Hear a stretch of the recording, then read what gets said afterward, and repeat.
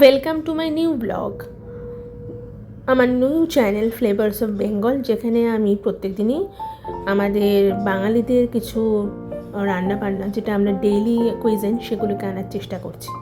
দেখো, এখন রেস্টুরেন্টে গিয়ে আমরা ট্যাংরা মাছ খাই, ভজরি মান্না বলো বা ভূতের রাজা লিলোবর বলো বা আরও বড় বড় যেখানে এখানে কলকাতায় বিভিন্ন বাঙালি রেস্টুরেন্ট হয়েছে, সেখানে গিয়ে কত দাম দিয়ে এই প্লেটসগুলো আমরা খেয়ে থাকি। সেটা না করে যদি একটুখানি নিজেরা বাড়িতে রান্না করি, তাতে বেশ সময়টাও কাটে, উপভোগও করা যায়, নিজেদের ট্র্যাডিশনটাও বেশ কিন্তু ভালো মেনটেন হয়। যাই হোক, আজকে আমার মা বানিয়ে ফেলেছিল একদম জ্যান্ত দেশি ট্যাংরা মাছের মূলো আর ধনে পাতা দিয়ে একটা ঝাল। তার জন্য কী কী করেছি তোমরা চোখ রাখতে থাকো।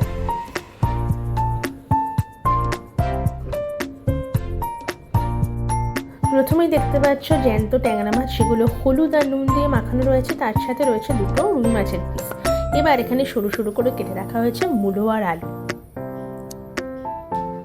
আমার মেয়ে আবার ট্যাংরা মাছ ভালোবাসে না, ওর জন্য আবার তোমার রুই মাছ 250 গ্রাম মতো ট্যাংরা মাছ লেগেছে। এবার কড়াইতে সর্ষের তেল বেশ ভালো করে হিট করা হয়েছে, দেখতেই পাচ্ছ। দেওয়ার পরে এখানে অল্প করে তুমি মাছগুলো ভেজে নেবে আর কি। প্রথমে আমরা মাছগুলো ভেজে নিচ্ছি। ট্যাংরা মাছ দিয়ে দেওয়া হচ্ছে, বেশ ডিম ভর্তি ট্যাংরা মাছ ভেজে ফেলা হচ্ছে মাছগুলো। ট্যাংরা মাছ কিন্তু খুব ছিটোয়, তাই মানে তেলে একটুখানি তোমরা সবসময় নুন দিয়ে নেবে, যাতে করে কী হবে তোমার ছিটাবে না তেলটা। তো মা এনে ফেলেছিল, যেটা বলছিলাম, 250 গ্রাম ট্যাংরা রহরা বাজার থেকে।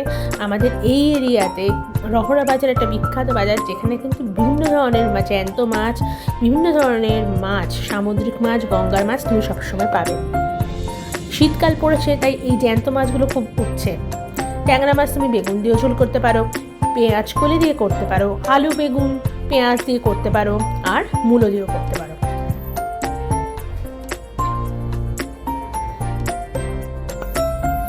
এই যে মাছগুলো ভেজে রাখা হয়েছে।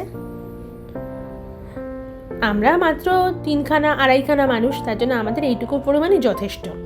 আর আমরা একবেলাই মাছ খাই, ওই বেলাটা আর মাছ খাই না। আগে খেতাম, কিন্তু এখন আমাদের শরীরের যা অবস্থা, যা দিনকাল, তাতে ওই হাই প্রোটিন, সবসময় প্রোটিন আমরা নিই না। রাতের দিকটা একটু লাইট ডিনারই করি। তো এই যে মাছগুলোকে দেখো আমি সুন্দর করে রাখছি। এবার তেল গরম হলে ওর মধ্যে একটুখানি কালো জিরা ফোড়ন দিচ্ছি। তারপর আলু আর মূলোগুলোকে ছেড়ে দেওয়া হলো। এই আলু আর মূলোটাকে বেশ ভালো করে ভাজতে হবে।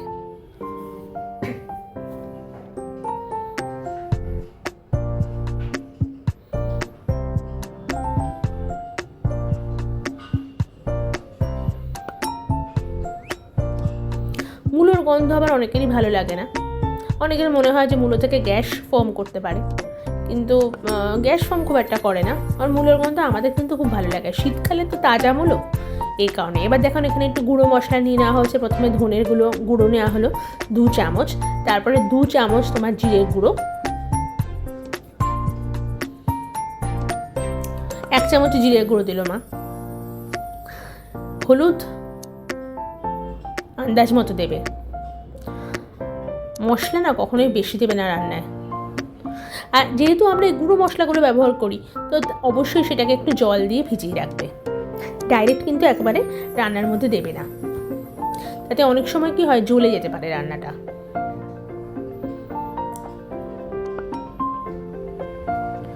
আমার একটা ইউটিউবে চ্যানেল আছে, সেটা হচ্ছে ক্যানাডা ডায়েরি বেঙ্গলি ব্লগ। আমি ক্যানাডায় গিয়ে প্রথম ব্লগ করা শুরু করেছিলাম, তো সেখানে আমি ওই চ্যানেলটাতেই আমি এখনও রান্নাবান্নাগুলো দিয়ে থাকি। ওখানে তোমরা সমস্ত কিছু পেয়ে যাবে, আমি পরে লিঙ্ক দিয়ে দেবো। এই ফেসবুক অ্যাকাউন্টটা গতকাল ওপেন করেছি, হোপফুলি তোমাদের ভালো লাগবে। দেখো, রঙের জন্য একটু কাশ্মীরি লঙ্কার গুঁড়ো মেশানো হচ্ছে।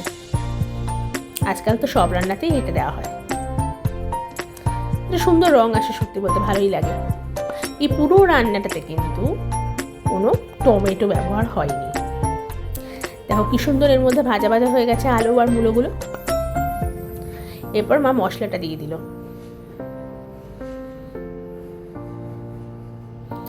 মশলাটাকে কিন্তু ভালো করে কষতে হবে।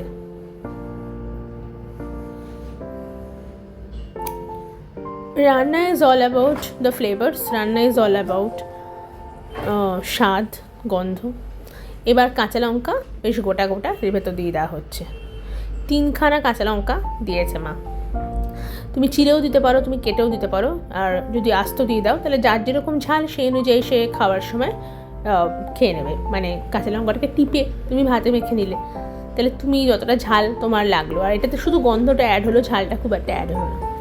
বাড়িতে বাচ্চা থাকলে এরকমভাবেই আমরা রান্না করি। এবার দেওয়া হচ্ছে আন্দাজ মতো নুন।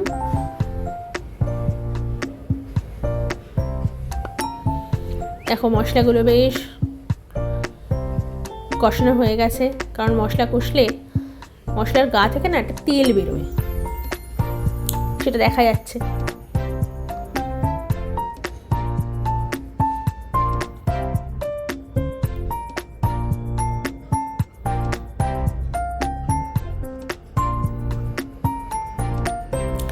আজকাল কলকাতায় কত রকম বাঙালি রেস্টুরেন্ট হয়েছে, নামগুলো তোমরা একটু বলো তো আমাকে কমেন্টস বক্সে। যেরকম 6 বালিগঞ্জ প্লেস একটা, ওটা ভীষণই ভালো।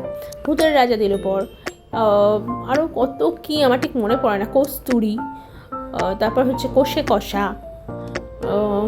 ভজরি মান্না, আরও অনেক। দেখো তোমাদের যদি আরও নাম মনে থাকতে থাকে না তাহলে কমেন্ট সেকশনে একটু জানিও তো। এবার দেখলে জল দিয়ে ঢেকে সেটাকে একদম লো ফ্লেমে বসিয়ে দেওয়া হলো।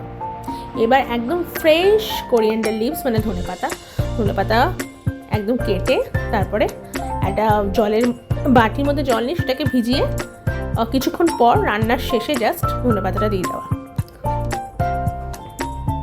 ডাঁটিগুলোকে কিন্তু একদমই নেগলেক্ট করবে না, ওটাও কিন্তু দিয়ে দেবে। আমি বলবো না যে বর্ষাকালে ধনে পাতা তুমি ডাঁটা সমেত দিয়ে দাও, কিন্তু শীতকালে সবই কচি, সুতরাং ডাঁটা থেকেও একটা মানে ধনে পাতার যে ডাঁটিগুলো সেটাতে কিন্তু একটা আলাদা গন্ধ আছে। এবার মাছগুলোকে দিয়ে বেশ কিছুক্ষণ সিদ্ধ করতে দেওয়া হবে ঢাকা দিয়ে, যাতে মাছগুলো নরম হবে।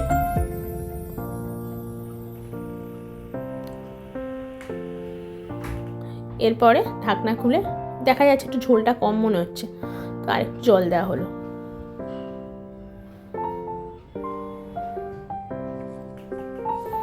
এবার বেশ ফুটে এলে শেষে সুন্দর দেখো রঙটা হয়েছে, এবার ধনে পাতা কুচিটা দিয়ে দাও। ব্যাস হয়ে গেল আমাদের দেশি ট্যাংরা উইথ মুলো ধনে পাতা।